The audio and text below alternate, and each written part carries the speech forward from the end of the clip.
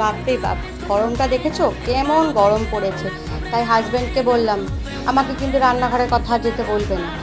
বললো ঠিক আছে, তাহলে চট জলদি কিছু হয় সেরকম একটা কিছু করে ফেলো। আমিও চট জলদি করে ফেললাম। বাড়িতে আম ছিল, দই ছিল আর চিড়ে। আর এই গরমে কিন্তু এগুলো খেতে মন্দ লাগে না, সবই ঠান্ডা ঠান্ডা। আমি আমটাকে কেটে অলরেডি আগে ফ্রিজে রেখে দিয়েছিলাম, চিড়েটাকে ধুয়ে নিয়েছি, ধুয়ে দইটা ফ্রিজে ছিল, সব কিছু একসাথে মিক্সড করে নিলাম। তোমরা কিন্তু মাঝে মাঝে এরকম সকালবেলা হালকা টিফিন করেই ফেলতে পারো।